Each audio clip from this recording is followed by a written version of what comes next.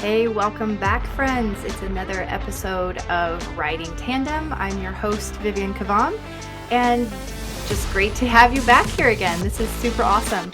This is a fun episode today in that I have a return guest. Kirsten Parker is back again, and she was on episode 19 when this podcast was in its very, very early days. And so you may have caught her there in that episode. If not, be sure to go back and listen to episode 19 because she really dives into just her whole history, how she got where she's at, which is helping people master decision making. So fabulous episode all about just her journey into owning her business, becoming a coach, as well as we talk about just the art of mastering decision making, which is so important for what it is we do, running businesses, being leaders, and stepping up into our organizations in ways that we can have really lasting impact. We have to be able to make decisions well and from a place that comes from authenticity, that's grounded, and then just also being able to own them. And so I invited Kirsten back because I've loved staying in touch with her, seeing what it is she's doing. And I loved that she had come out with a guide for her clients, for potential clients, for you. And so you'll be able to find the link for that in the show notes on helping people master the art of saying no, because no is a decision that you can make. And so we're going to talk about that in this episode, more about what that looks like, clarifying what matters to you, some practical decision-making tools, and then when your decision is no, how to say that effectively, when to say it, and what maybe some of your misconceptions might be around saying no, and where the power of saying no can just really have a great impact on your life and really on the lives of others in a positive way. And I think sometimes we think that saying no is like negative, which is natural, right? But we really lean into just the power of saying no and being able to step into that confidently, because there's so many positive things that can come out of being able to clarify and say no. So welcome back. Before we jump in, just a huge thank you for being part of this whole Riding Tandem community. If this is your first time here, awesome. So glad to have you listening. If you've been with us since episode 1 or somewhere in between, amazing too. Just so grateful for you. Thanks to those who have been filling out the survey. If you haven't had a chance to fill out our survey, would love to have you do that. It only takes a couple of minutes, I promise. And that really does help us guide our guests, our topics, our conversations. So check that out in the show notes. And if you are enjoying the podcast, the algorithms do need your star reviews, your reviews, if your platform of choice allows that. So just so appreciate if you take a moment to leave a star review, leave a review, or share this with a friend. Okay, well, enough about that. Let's jump in and just have a really great chat with Kirsten Parker. Okay, well, welcome back again. This is pretty fun because I believe, aside from Michaela, who's my business partner, you're my first repeat guest, Kirsten. Like this is so cool. And we were talking. Yeah, I love it. That's exciting. I like it. This is fun too because you helped me in so many ways get the podcast started with Riding Tandem. Like we had met through, I think it was like an Amy Porterfield something, and you were just so encouraging. And it was like you were just somebody I latched onto. Like, can I ask you how you're doing your podcast and how things are going? And how are things on your podcast? Tell us a little bit about your podcast and what's been going on. So we're in episode 50-ish plus when this comes out, and you were on episode 19, like baby Riding Tandem, right? I know. So thanks for hopping on again. But tell me a little bit about your podcast. What's been going on? What are you focused on right now in helping people master decision making? Because that's what we're talking about today. Master it. Let's master it. So my podcast is Decision Masters, and we are coming up on episode 100, which is so cool. It's so cool to just prove to yourself, like, yeah, I can. It's like that was the whole thing that when we met during that thing, it was like, can I do this? I guess let's just see if we can be a person who does this. Yeah. And I think just deciding to believe that you can be, and and then just watching that turn into reality is so fun. So Yeah, Decision Masters is going going fabulously. We have lots of confetti every episode. And we're getting lots of fun feedback on the real life applicableness of it. I think that's Mhm. the sweet spot I've kind of tried to land in, because that's the most feedback I get is from people Mhm. who there's tons of stuff out there about decision making, but it's pretty, I think it can be pretty niche, like decision making for Yeah. C suites or finances or leadership. And I, being a person who wanted the resource myself and couldn't find it, I've tried to create a resource that is decision making for regular. Can we swear on this podcast? Yeah, Okay, good you're to okay. That's remember. fine. You can do that. Regular ass people who are smart, who are hardworking, who are not like their lives aren't on fire, they're functioning, they're successful, but we just want to be more intentional and know why we're doing what we're doing more, and maybe find some Mhm. inefficiencies and clean them up, maybe find some old habits like I've just been making myself small around this person forever, or saying yes to this person every time they ask for something. And Mhm. maybe that's not necessary. Maybe I value my Mhm. time and my energy a little differently than I did 20 years ago. And it's worth updating how I make decisions in that respect. So that's what I'm trying to do over there. Just provide this. We do science based stuff. We do, things that are factually sound. So Mhm. we're not making up a lot and hoping that it works out. But Right. I do try to talk about real life situations. And I know you do the same exact thing too, where it's like, okay, we have the textbooks, we have the like pretty shiny way of doing everything. Let's also talk about real life. I appreciate Yeah, that and about what you're putting Kirsten, I feel out. like that's like what makes me so attracted to you and your podcast is there is the okay, here's a framework. Because I love a good framework that Yes. helps my brain like orient around things. If it's Yeah. too like, I'm like, okay, but can you recap for me the steps? And Kirsten, you do such a great job of, step one, step two, step three, in a lot of the episodes, which I think is so helpful for people. But I do love how you pull in the science base, like, hey, by the way, did you know that your brain is doing this right now and it's going into this mode? Or, sometimes even like chemicals are being released, etc., which I think is so empowering because sometimes you say it even on your website, like we're making decisions based on systems we developed on our own or the other people told us, but they're not necessarily based in anything aside from this was like a great fad or it was the title of a book at one time. Yeah. um, so I really love that you're pulling all these things in and just making it so practical for people who are trying to make a decision.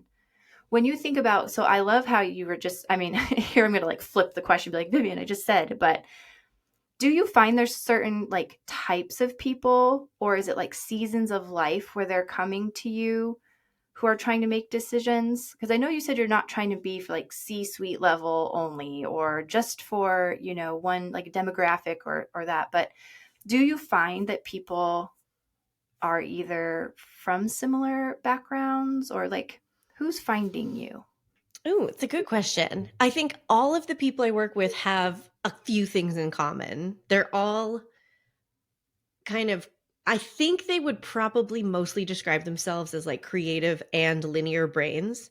I Mm-hmm. work with pretty cognitive people, but who also are carving their own path, making up their own life in some way. Even though a lot of people I work with are in kind of academia, medicine, they're not necessarily entrepreneurs, but those people's lives are so a hodgepodgey. Like Mm-hmm. you put together, you know, how much time you're spending on this and what research project you're doing here. And I do work with a fair number of entrepreneurs and solopreneurs as well. But I think I think if I had to sum it up, it would be like that creative linear brain. Like we really do love a framework. We love a Yes. checklist. We love an opportunity to get an A.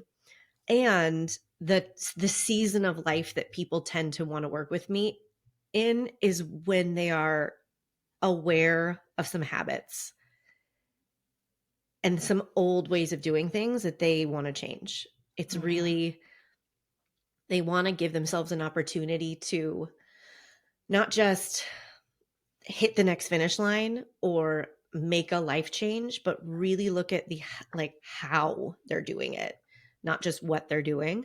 And they really want to be intentional about that. Does that make I think sense? that's really cool. And we've talked about this a lot on in house here about the podcast as we've been reaching out and just learning about like you all who are listening, like who's listening exactly. Who are It you? is a mix. Like even though we gear so much of the conversations towards entrepreneurs and leaders, I think it's important to remember that many people have a very entrepreneurial mindset. A lot Mm-hmm. of the things that you just described, where they are making big decisions within, whatever their organization is or capacity, and they're innovative and they like to create new things. And that often means that they're thrown into making a lot of decisions, right? Yeah. And so that's been really fun to see, like, or hear back rather, I should say, with it being more of an audio platform, right? But um, just how cool it is to see that people resonate with that whole entrepreneurialism, even if they're not running a business currently. And I think that's just so cool that people are so innovative, right? And they're so smart. They're so innovative. Yeah. They're doing cool things, whether they're starting, launching a business, or if they're just working in really cool, innovative ways within whatever organization they're in. So I Yeah. love that. It's I pretty think it can cool. take some courage to call yourself an entrepreneur. I think there's a lot of there can be, and rightly so. Mm. There's a lot of hesitation around, not rightly so. I mean, like, I can relate. Like, it Yeah. makes sense. I'm validating that. Like, it can be hard to just be like, yeah, I'm an entrepreneur, because you Mhm. can feel like you lack the evidence for it. You can feel like you lack the confidence. But I do think that so many people who are in your world are probably similar to my clients who, whether they could qualify as an entrepreneur by anyone's standards or not, they're still making up their lives. They're still in charge of, what do I put on my calendar? What do I not put on my calendar? And Mhm. what change do I want to try to proactively create in what I spend my time on? And do I want to end up in this place in 5 years or this wildly different place in 5 years? They Right. have that agency, and that's super powerful. And I think that more people are like that than give themselves credit. Oh, I'm with you for sure. And I love that word agency where people are taking ownership and they're designing the lives that they want. And again, I think that's where there's just so much great crossover here. And I'm really excited that you're back to chat more. Um, and one of the things I was hoping we could talk about creating, they could, because people do have agency, right? They can make those decisions for themselves. But I was asking you, like, can you help us unpack a little bit today about just the whole power of saying no? That is a decision. We can decide yes, no, or wait. Um, Mhm. it's funny because we have a little 4-year-old guy, almost 4-year-old guy with us right now, and one of the lines we use a lot is sometimes the answer is yes, sometimes it's wait, and sometimes it's no, right? And he's been so good. Like he was actually repeating it to his stuffed Oh. animal the other day. He's like, sometimes it's yes, no, and wait. But I think as adults, right, we have a hard time. We'll say yes, we'll say Mhm. wait, but I think we often struggle to just say no and Mm. release something. And we touched on this a little bit last time in the last episode, which is episode 19, if people want to go check it out, because then they can learn all your background. You have such an interesting story from like a stage background and theater and like all these things. So you've got to go check out the other episode. Um, but I want to elaborate on that a little more today because I guess one, like maybe before we go there, maybe we need to identify a little bit when's the right time to even make a key decision, To like make a saying what yes, decision? saying I'm no. sorry. Making like a key decision where you're Okay. like, I'm going to make a decision. Is there a time where it's not good to make a decision, a time when it is good to make a decision? Ooh, that's a great question. Sorry, I couldn't hear you because I was sniffing. So No worries. apologies for everyone, but also if you're struggling with allergies right now, I hope you feel seen. Yeah. Yes, that is actually a great, great question, and one that people don't often consider in decision making. I think Mm. the opportunity to make a decision can feel so obligatory, and you can forget that you have a choice in even addressing this thing right now. So I really encourage people to check in on what's your mindset, what's your energy right now. And if it is a key decision, and that's up to you. It can look very, very small on paper or to other people. It could still be a key decision for you. But it's one of the best questions you can ask yourself, like, what mindset do I want to be in to make that decision? What energy do I want to be in? I remember I was in one of the most foulest energies of all time years ago, but it was like obviously a fight with my husband. I don't think he was my husband yet at the time, but he was asking, he had done something. I was mad about it, blah, blah, blah. And he wanted to talk in that same breath about, okay, well, what are we going to do about it? And Right. I remember just being so clear that I don't want to make this decision from this mindset because I'm so mad at you.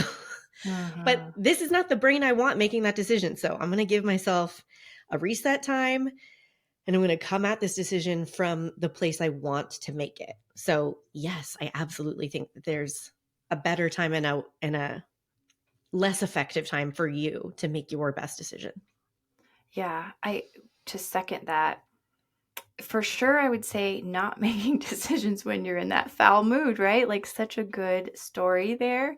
And I've been there as well. And in fact, I've actually leaned into, now that I'm thinking about this, I've leaned into a couple of really close friends where I've actually reached out to them and said, in a kind of an accountability way, hey, remind me not to make any really big decision Mm. right now. Oh, good Like if friends. I'm texting you and you're starting to get the hint of like, Vivian's going to maybe, quit everything and go this way, or she's going to start this brand new thing that, or whatever, this is not the time. And so then I lean into them to say, hey, Vivian, don't forget, you said this wasn't a great time for a big decision Yes. like that. Yeah. And that can be helpful to me, is to have someone to lean into. And then they kind of can sense when I'm like out of that, whatever it is.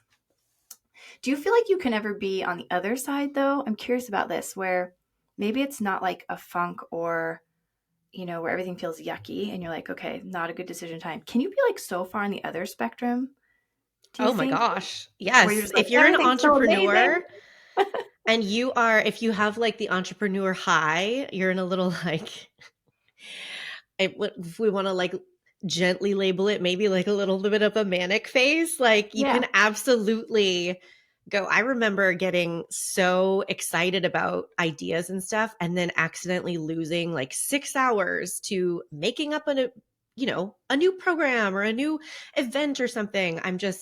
I've caught the other, like a wave on the other side of the emotional spectrum Yeah. and have not paused to check if I agree with this decision, if it is in line with our, vision, goals, and values of the moment, if it's how we agreed to make decisions for this quarter in our business, whatever. So I Mhm. do think that impulsivity and like catching a creative wave can definitely, it's never like right or wrong. Whatever decision you decide is right is right. And often I think, is this right or wrong is a giant waste of time.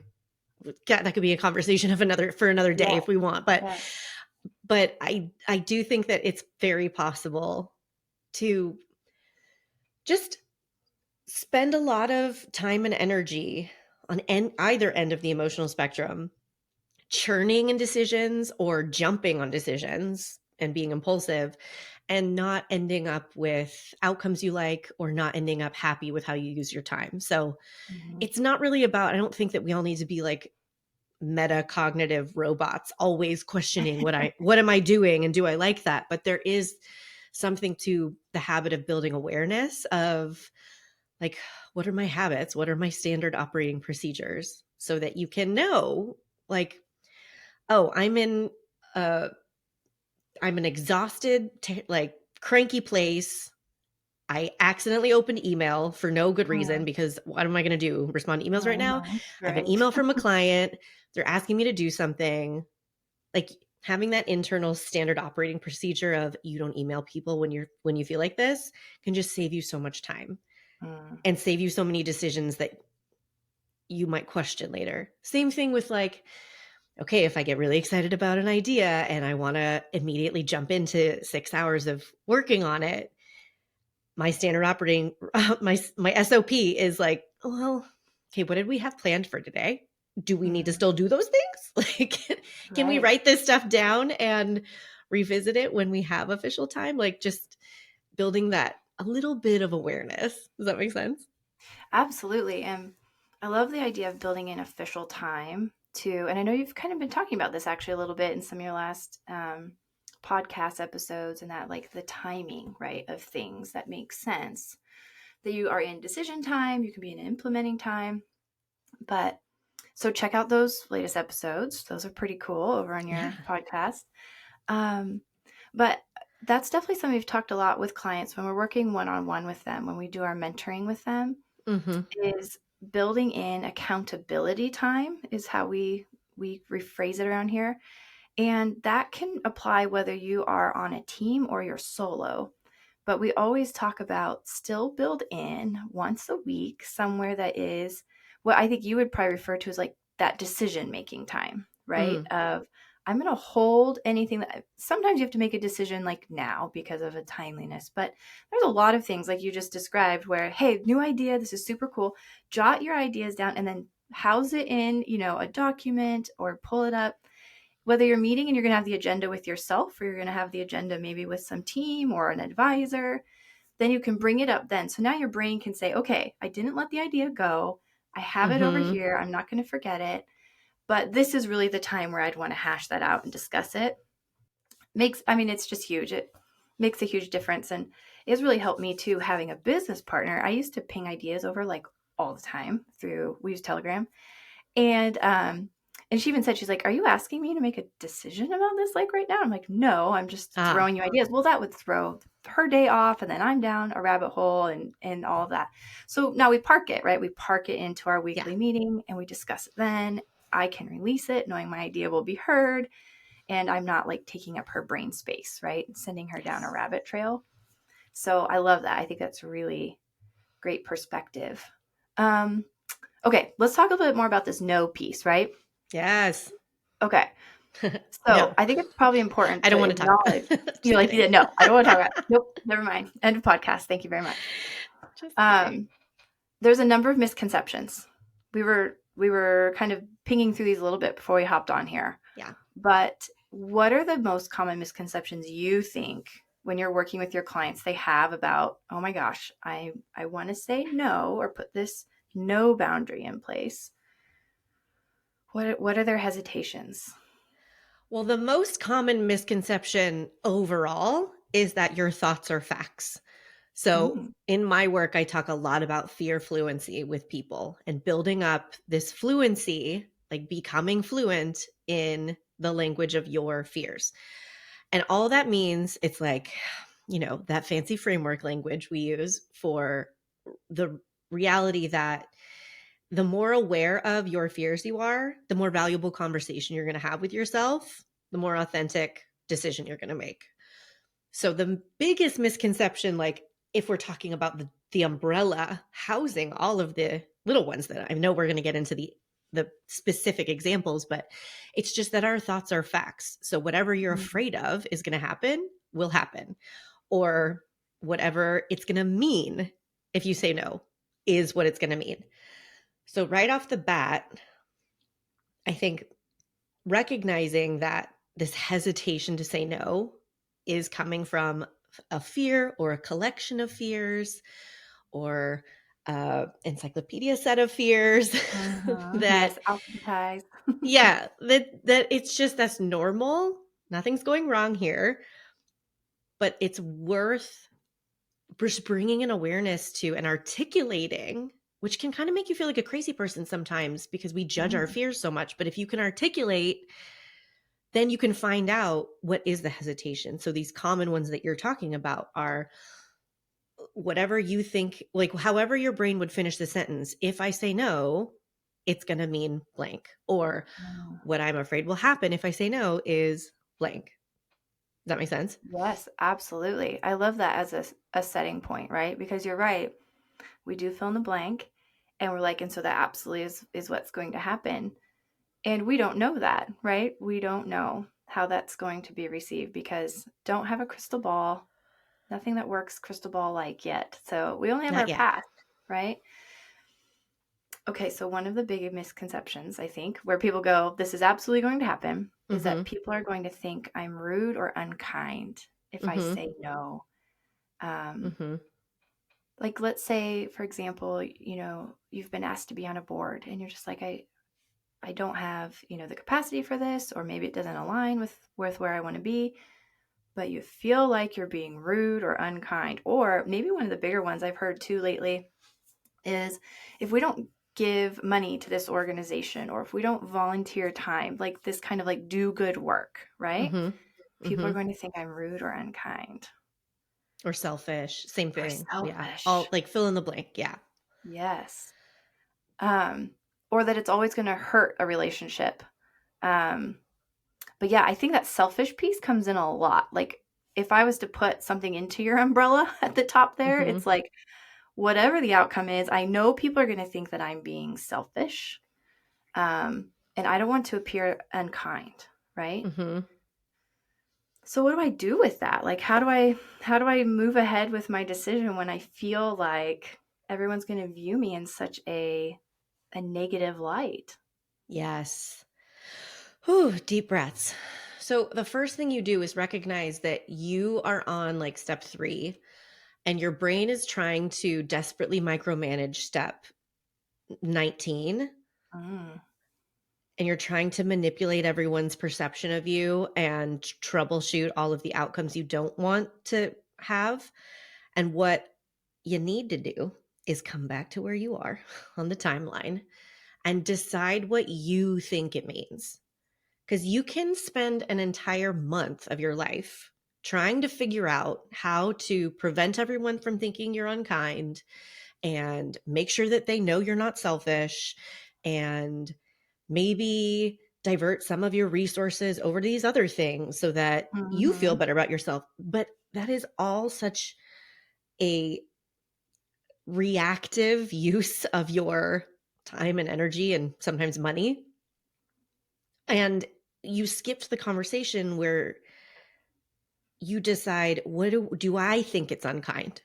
Do I think it means I'm unkind? Do I think I'm unkind? Mhm. Let's find out what you think it means. Because sometimes we do think, like, well, am I being selfish if I don't want to accept this invite or say yes to this thing? And that's fine. That's allowed. Sometimes those are not coming straight from us. Sometimes those are coming from our childhood or our Sure. mentors, whatever we've been taught to think. We can question that. But so often people skip this conversation with themselves where they even think they have the option to say, well, I don't think it's unkind. And that has to matter. It has to matter more than if other people think you're unkind for your decision, because it's your life. Yeah. I do like how you do such a great job of this in your conversations, like flipping it back, right? Of, Mhm. okay, well, now you need to make a decision about that. Yeah. Like, how are you deciding that you want to define that in your life? Yeah. Because if you haven't decided that piece, if you are still undecided about, maybe I am unkind, maybe then you can't move into confidently into your no. Yeah. Yeah. Yeah. You Uh, have to. I mean, it's worth knowing, because if you don't want to take for granted this assumption that saying no means you're selfish unless you can justify it and explain it well enough. mhm. Um, any assumption That that you should say yes and you need a good reason to say no, right? Hey there, busy to the brim people. Are you feeling overwhelmed with your social media? Well, you're not alone. It's a common challenge in our digital world. Creating social content can be a tricky beast to tame for people like you and I. So I'm popping into my own podcast to tell you that there is a solution, and it's called a social sidekick. This isn't just a typical social media content service. We offer a partnership through TandemWorks and our team to take your social media from overwhelming to extraordinary. Having a social sidekick is a game changer for your business. Imagine having a 12-month custom strategy tailored to your brand. content that's done for you that truly resonates with your audience, and growth tactics that actually work for Facebook, Instagram, and LinkedIn. With a social sidekick, you get more than just posts. We're very committed to that. You get a partnership. We're here to help manage your social media with a personal touch, ensuring your message is not just heard, but felt. So if you're ready to take your social media from overwhelming to outstanding, I'd love for you to visit the website, thetandemworks.com/social-sidekick-content-creation. Don't worry, there's a link in the show notes. And you can discover there how a social sidekick can transform your digital presence. Let's make your digital presence as impactful as your business with a social sidekick, where we're amplifying your story one post at a time. Okay, let's jump back in. That I think is another misconception, right? That I need this really solid reason or excuse to say no. And I think what we're doing then is we're saying whatever my decision wasn't good enough unless it meets these standards, right? My 1000%. decision is not good enough if I just don't want to do it because I'd rather use that time to read a book. That's not good enough. My reason or excuse has to be, well, a relative passed away and I don't, we had come up with these big stories in our heads about it has to be this really big thing to say no. And that's a justification thing, right? Mm-hmm. That is so hard to overcome. That one I think comes up a lot for people where then they go, okay, well now I've got to come up with a really good reason. Yeah. And my reason's not good enough. Yeah, I think it's you need to look at what's my default. It's worth checking in. Is my default to think, well, I should say yes unless I have a good reason? Or is your default, I have to consider everything and give it really deep thought, and we're not saying what's right or wrong here. We're saying, remember, you're in charge of your own rules. And there are people in the world living life with the rule that I don't consider anything unless I have a good reason. It's the complete opposite. Or I consider what I feel like considering this day. Mm-hmm. That's it. That's my only criteria, right? So just remembering, and that can change from day to day. yes, right? Oh my gosh, God forbid you be a human person with fluctuating energies and vibes. Yeah. You've talked about this a number of times, but I'd love just to dive into a little bit because I think where we're kind of headed here is you've got to know what matters to you, right? Yep. What matters to you or what matters to the framework that you've chosen. Sometimes other people are a piece of influencing what matters to you for sure. But what are some of the key tips that you give to folks about, okay, let's just dive in first to what even matters to you to start with so you can make this decision about a yes or a no and lean into it well. What are a couple of things you like to walk people through that just helps them kind of get level set on that? And I remember in our last conversation, one of the big things that I was like, yes, is so good is you're like, well, first we need to breathe, right? Yeah. Breathe. Always. It's always step one. Step one, breathe. Yeah. Remember that you're here and you're bothering to think about this stuff because you're interested in enjoying your life and being your fullest self. That's such a yummy place to start from because we can be such fixers and so self-critical and be like, oh, I have so much to learn. I have so much to do. I'm so behind. And really to remember that you're only interested in even bothering to ask these questions because your life experience matters to you. I think is a very empowering place to start from, breathing. And then having a conversation completely unrelated to whatever content is on the decision roster right now, and just finding out what your vision and values are right now. It sounds totally unrelated. It sounds it could sound a little luxurious. It could sound to some people like a waste of time, depending on how much stuff they have to do. But the number of times I've talked with people who just clarifying, what is your vision? Who do you want to think of yourself as 6 months from now? Who do you want to be?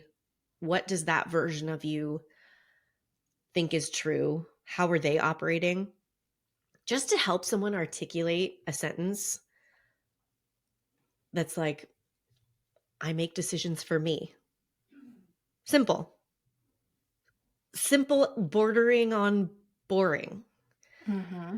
But just giving yourself space to think about, well, 6 months from now, I really would like to be a person who makes decisions for myself. Especially if you have 3 to 4 decades of practice making decisions that you consider other people first, or you feel like you don't have an option to consider yourself, or you have been taught that selfish. That's very powerful. That is going to influence your perspective on all decisions going forward. Absolutely. And the same thing with the values. If you check in with what are your values right now that you want influencing your decisions, and you find out that independence, autonomy, creative expression, taking up space, having fun are your core values of the moment, that is going to influence your perspective on decisions, because it might help you recognize what criteria you've been using that you don't want to apply anymore. You might recognize what assumptions you've been making that you don't want to believe anymore. Like, it's not Mm-hmm. okay to say no to this person or people like me at this level of my career or in this industry or whatever. Can't say no to things like this, requests, invites, whatever. It's really hard to deviate from established patterns, period. Like, it's just whatever you're waking up today with as the path of least resistance, going against that is hard. It takes work. It takes conscious effort. So any way to make that easier by giving yourself permission to go in a different direction on purpose is it's going to kind of de-bigify that situation. Does that make sense? Like, Mm-hmm. just looking at, okay, I've always said yes to this kind of client. Whenever a client asks for more, I just always say yes, because I think I'm not allowed to say no, because then they'll fire me and they'll never hire me again and I'll never Right. make money again. Opportunity, doors closed. Yeah, doors closed Mm-hmm. forever, kicked off the island, can never return. So if that's the norm, but you know that doesn't serve you or your client and you want to deviate from that pattern, it's hard to just tell yourself not to do that. It's like going to a grocery store with a list of what not to buy. It's like, what do I do? I only Love know what it. I'm not supposed to do. But if you give yourself that vision and values anchor to tell you, this is the direction I do want to go. I want to go in I make decisions for myself, or I make decisions in the best interest of my business and my clients, whatever you want to say, then it helps you go somewhere on purpose. Does that make sense? Absolutely. Yes. What do you think are some of the and I'm curious, have you ever experienced this in your life? My hunch is probably, seeing as how you're human as well. You're all figuring this out. What are some of the red flags, or the ding, ding, ding, ding, warning, warning, you're making a decision from an old pattern, pause. Because I think you're exactly right. We can get into such a pattern that we're just kind of automatic. Yes, yes, yes. More, more, more. I'll take it. I'll take it. I'll take it. And not even pausing. I wonder sometimes if we even miss the signs in our body because Yeah. we've done it so much. Our body's kind of adapted, and it's hey, I'm over here, but I think we can start just blazing through them, right? Yeah. When do you what are the indicators that something's not right when you're talking with people, or Well, for yourself? We've gone through that. yeah, if we use our examples of saying yes or no to things, a really great clue for how you are actually feeling and thinking about a decision is if you feel constriction. Like, we can so often barrel into not it, like you're exactly like you're saying, skipping the over the decision part. So Mm-hmm. uh somebody's sent a time change request and they want to meet after hours for you, like on a day that you don't work with people or outside your hours. But there can be I can't say no to this, rule in operation. For sure, yeah. So if you have already defaulted to yes in your mind, and then you feel constriction, you feel like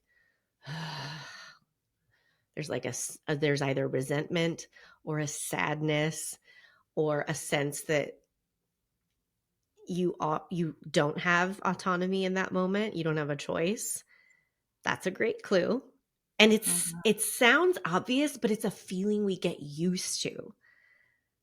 Just like you're saying. So we can actually not notice it very easily because we can go through a lot of our day feeling like this choice bums me out. I don't have an option here.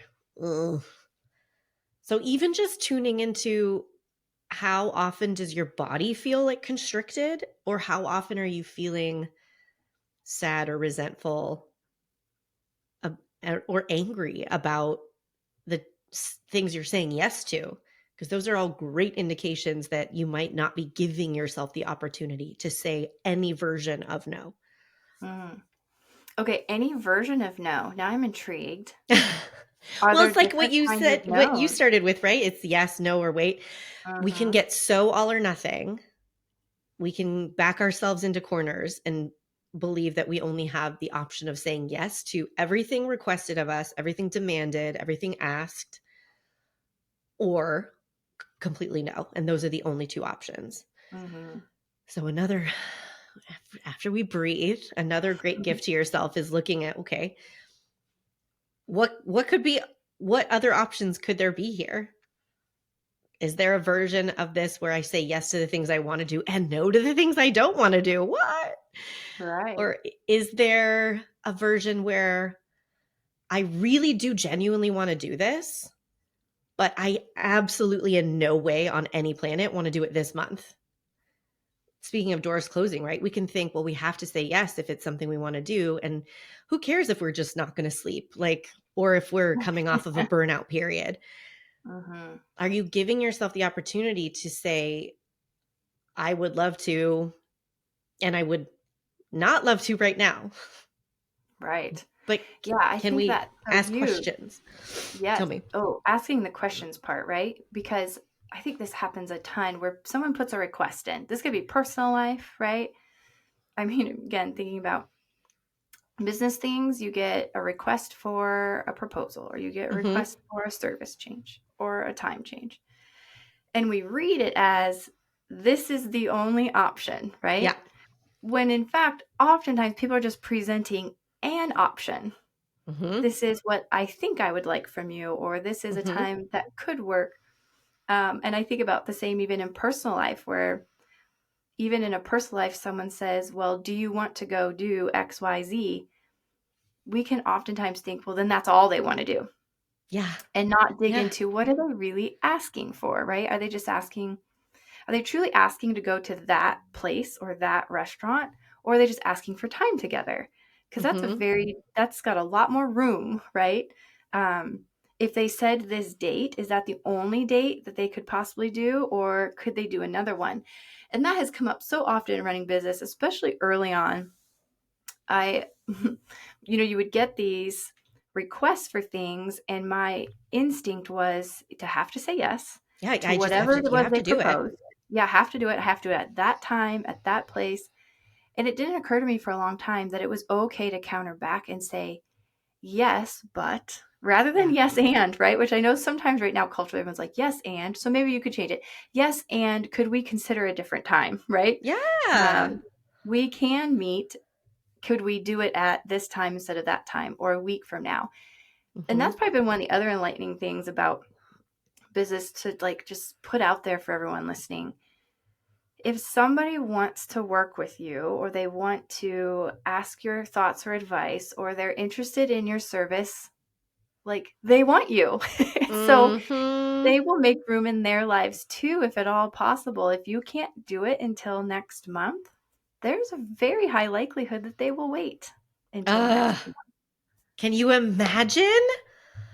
Oh my gosh, I'm so happy that you brought that up, because that is a perspective we rob ourselves of. We just, and I think the fastest cure to it is think of someone you respect. Not someone you think is a jerk, not someone you think is selfish, someone you respect. And if they came back with the response that you are like nauseous about sending. Like, oh my God, I'm going to say, that time doesn't work for me. What? I just want you to put yourself in the version of the movie where this person sends that, and it's completely acceptable in your mind for them to send it. You even respect them for it. You think it's normal. You think, yeah, if they can't do it, what is this person going to do? Like bend over backwards and change their whole schedule? Do all the stuff that you're thinking of doing? No. So first of all, I love that you brought that up because it lets us access these people in our minds, whether they're made up or real, who we've made different rules for. And that is great to see. It's like, why do different rules apply to these people than to us? And the other thing you said is so brilliant and also applies in business and personal life. If they're the kind of people you want to work with, then they're not going to see an email that says, ugh, what? You can't do the one time I requested? For shame. I'm out of here. Right. It's the same exact thing this blows clients' minds every time I have a conversation with them about personal decisions where they're like, oh my God, I don't want to say no to my mom for coming over on Christmas Eve because like she's just going to think I don't love her anymore and all the things, or I don't want to say no to my friend whose baby shower is on a terrible day so far away, and also I hate baby showers. Like I don't want to say no. And this question of, well, you might be afraid of the reaction that you're going to get, which is valid, but is the kind of friend that you want going to kick you out of their lives because you didn't do something they wanted you to do? I mean, it might not feel good for you, but is that a friend you want? Really? Right. Often when people are articulating like, oh, I'm just afraid that they're going to hate me. It's like, okay, why do you want to be friends with someone who's going to hate you for honoring your schedule, your priorities, your truth? Why are we trying to be friends with this person? Same thing with mom, right? It's like, I'm worried she's going to think I don't love her. Okay. Let's get ahead of that. Let's cushion the no with, Mom, I love you so much. I'm not going to be able to come on Christmas Eve. Here's what I want to propose instead because I love you so much and I can't wait to spend time with you. If she's so dedicated to her story that you don't love her, that's her wacky choice in the end. But tell me your thoughts. Well, I was just thinking about, so like the practical piece, right? Which you're so good about wrapping in. So this is why I'm like, okay, if people need to work with somebody to help them figure out decisions, this is your gal, right? Because you do such a great job of bringing the practical application. That's the natural follow-up of like, well, what are the strategies and like language for saying no without guilt or fear, or without it having so much guilt or fear that it's overwhelming and I can't even do it, right? Like, I think we have to acknowledge, like, you may go into a no with a little bit of fear or a little bit of trepidation, if you will. You may not be able to banish every guilt that you feel, because we're human. Like, we're going to hang on to some of those things, but there's got to be strategies and language for saying no. And one of the things that you just said it so well, can you be a problem solver in the middle of your saying no? Can you offer an option where you are saying yes to something else? And I think there's almost, I'd have to really think about it, 99.9% of the time, I think there's a way to do that. And that was a great example. If you're worried about how they're going to feel, we'll often say, well, then just say it. Say, I'm worried that you might feel like XYZ, and I just want to put that elephant in the room now. So you're kind of like stating the worst first. Yes. You probably are going to think XYZ, or this is probably the worst news that you're ever going to hear today. I'm not going to make it to your baby shower. Helps people go, whoa, that was not what I was expecting. Like, I was expecting way worse news than that. And I think that can help alleviate a little bit of the blow, if you will, of that no. So that's one of the things we've talked with people about is like, tell them how they might feel right off the bat, the worst case possible, because that's probably where your mind's at. Oh, that's You interesting. probably think I don't want to work with you because I can't meet for a month, but that's not true. Here's a couple of dates I have that are a month out. Can we discuss? Like, okay, that's that's a strategy we could use. Okay, so my only tweak on that, which is just different language I use with clients, is be intentional about the invitation you send. So Mm, I probably personally wouldn't say this is probably the worst news you're going to get today, because I wouldn't want to send that invitation. But I think that there's absolutely a lot of merit in saying, I don't want this to be the worst news you hear today. I like Or that too. I don't want you to think that this means I don't want to work with you. But I think we're saying the same thing in the invitation you want to send, which is just being like transparent, which is very vulnerable, which is why I think it doesn't occur to us a lot of the time to say this stuff out loud. But you Yes. can say, listen, I don't want you to think that this means I don't love you and I'm not so happy that you're having a baby and I can't wait to celebrate you. I'm not going to be able to make it to the baby shower. And I feel, if it's true that you feel terrible, you can say, I feel terrible. If it's not Mhm. true that you feel terrible, you don't have to say that. You don't have to pretend or Right. lie.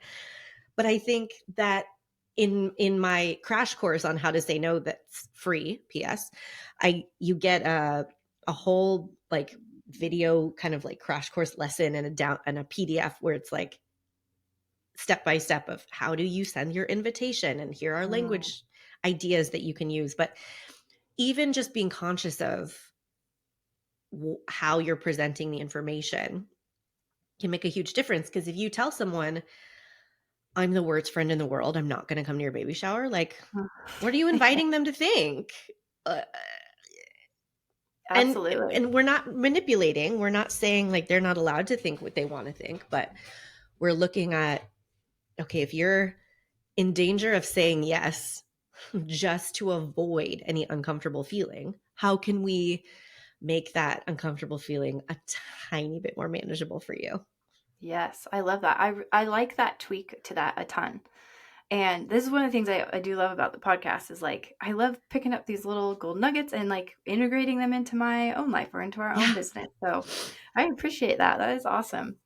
Okay, so where can people access? Do they just go to your website if they're interested in finding your no strategies? Yep. It's on the homepage, kirstenparker.com. You can also go straight to kirstenparker.com/say no. But if you can't remember that, you can just go to the homepage. It's right there at the top. And I think it's there's no how to, there's no like right or wrong way to do any of this, right? But that Mhm. language of, okay, but what do I say though? Like, okay, we've gotten Mhm. to the end of, okay, I've figured out what I do and don't want it to mean, and the invitation I do and don't want to send. There's like 4 pages at the end of the little workbook you get that's just like, here's an example of an invite, a request, join our board, do this extra work, blah blah blah. And here's like a million different ways that you can say no. And like you said, maybe not completely avoid any scrunchiness because you're Mhm. still going to be a human. Mhm. But to that point, I also want to say, I think you can give yourself a lot of grace in knocking down the biggest domino first. Mhm. Like if you have a lifetime of practice just saying yes every time your sister asks for something and it's gone way out of hand, and now you have new life circumstances where that's just not going to fly anymore, you don't have to change the hardest thing first. If having an authentic conversation with her where you say like, listen, I don't want to do this, and it's nothing against you, but you're afraid that she's going to blow up and you don't have the energy to deal, like, you can make it easy for yourself Mhm. first. I just want to put that out there. It can feel so intimidating to change these habits because you feel like you have to go from this version of yourself to this version of yourself. So give yourself some grace too. If you want to start by just saying no, but saying it however you need to, Mm-hmm. maybe with a little bit of a lie, maybe with a little bit of a avoidance or blaming something that's out of your, like, whatever, do what you got to do. If the win is you said no, then you can keep working on how you say no over time. That's great. It still counts. Does that make sense? Absolutely. Yeah. No, that Okay. makes perfect sense. Like you're not necessarily going to be great at a new skill, right? And that's what you're talking about Right. is building a new skill. And you're going to get down the road 5 years from now and be like, wow, the way I utilize my skill in this is so much more refined. And I hate to even look at the emails from before, but if you're not making those steps, you're not refining the skill. There's just no way to do it. You can't end at mastery. That takes Yeah. time. There's just no way to shortcut it. Except to say one shortcut is to start, right? That That's a starts getting great you there. that's a Yeah. great shortcut. It's going to save you Mhm. years. Just Yes, start. years and years. And Just start. recognize that it's, we get afraid, it's going to be uncomfortable, it's going to be weird, but you're already uncomfortable saying yes to all Mm, this shit you don't want to do anyway. So, mhm. you can also give yourself credit. You can survive discomfort. You're literally doing it all the time anyway, right now. So give yourself some credit and be honest about, okay, this is just a different version of discomfort. I can survive it still. And what you'll Good point. gain is self respect, more time and energy for yourself, being happier with what you're doing with your life, liking who you are as a person, not lying to everyone around you who think that you're happy to just work at 7 p.m. on a Friday or Mhm. whatever you're saying yes to. Just nothing but gains. So it's worth it to start. I agree. Yes, I love that.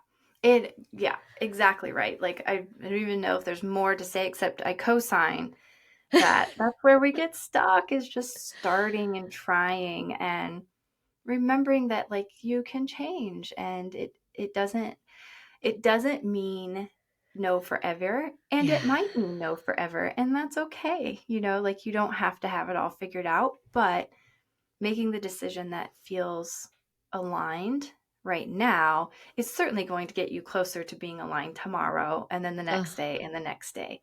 Even if that's shifting around, a little bit. Oh, confetti flies. Yeah, confetti for just that. Well said. love it. Yeah. Hey, so a couple things I want people to know about is one, of course, going and checking out just that guide, right? Because I think having a guide is so helpful and it's a free guide.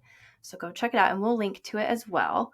Um, Also, that people can reach out to you through your website. And I know you have a couple of offerings and those get customized and changed as you're just serving people in better ways all of the time. But you do offer coaching and one-on-one and thoughts and advice and ways to connect with you for people who are working through changing habits, maybe going through some decision making, or like you said, are just looking to make that feel a little less icky if they're feeling stuck. Mm. um, and so I'd love people to connect with you. And I know they can do that through your website. Do you have any social media you really like using, or is a website like the best way?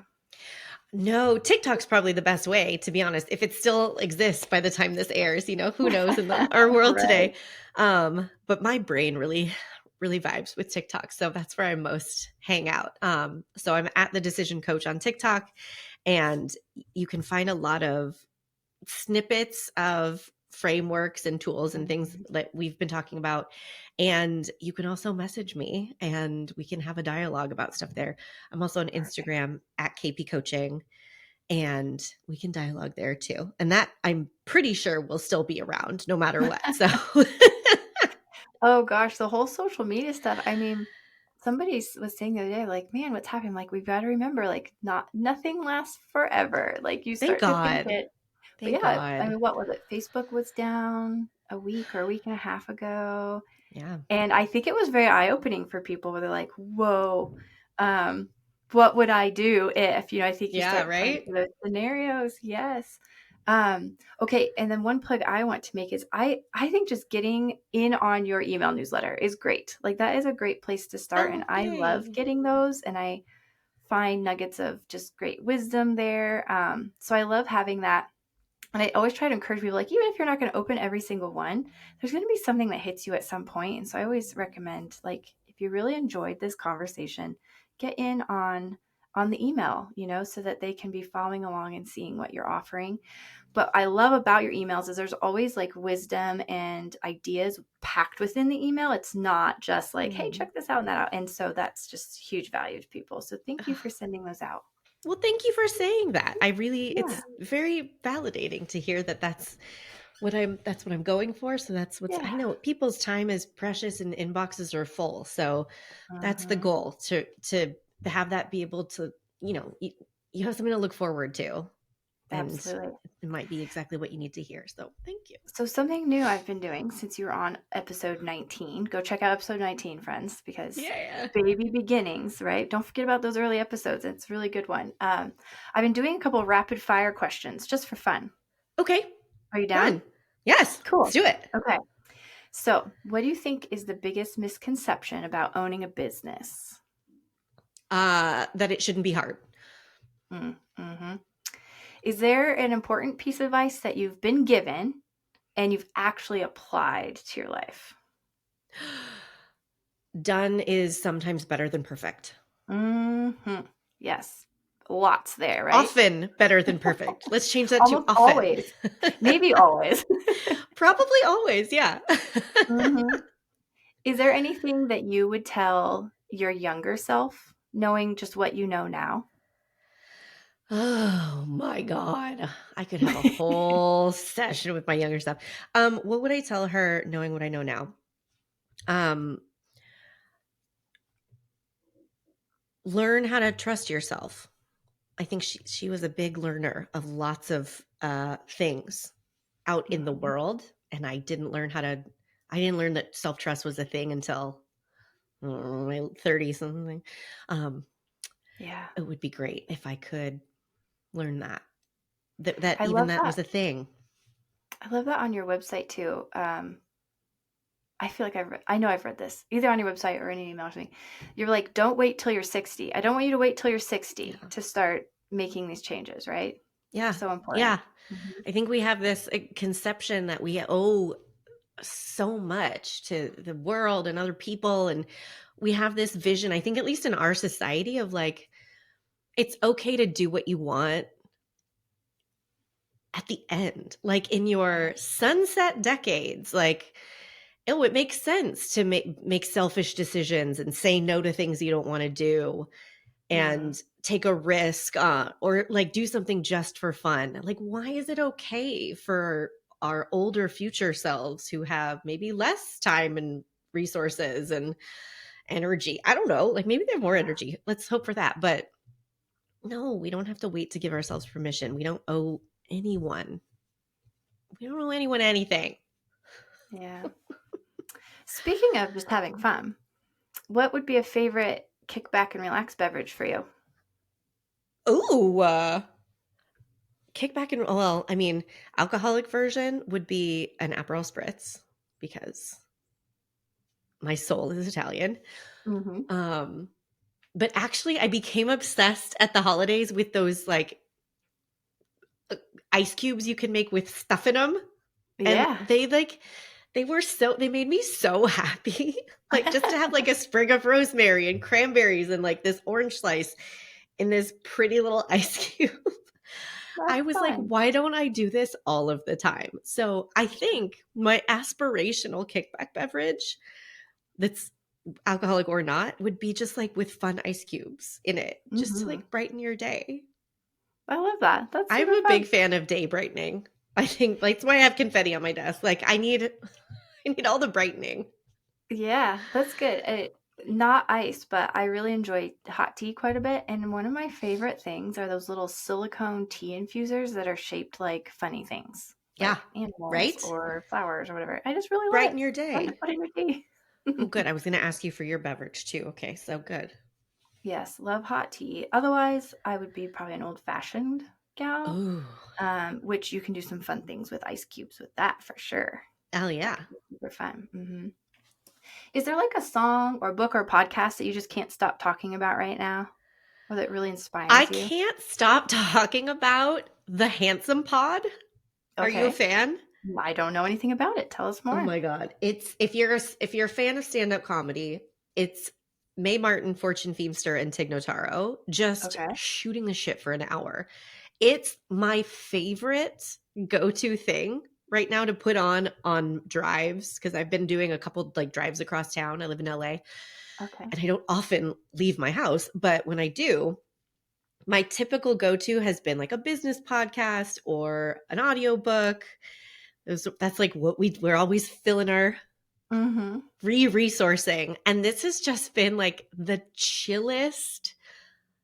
Like, they don't talk about anything serious. They don't have an agenda. It just feels like you're hanging out with them. And I don't know, are you fans of their comedy at all? I'm not connected with it at all, so I'm gonna have to check this Oh out. my gosh. Fortune Feimster is probably, if you're not a fan of, like, if you don't know her bit from stand up, she was on FUBAR, the Arnold Okay. Schwarzenegger show on Mm-hmm. Netflix.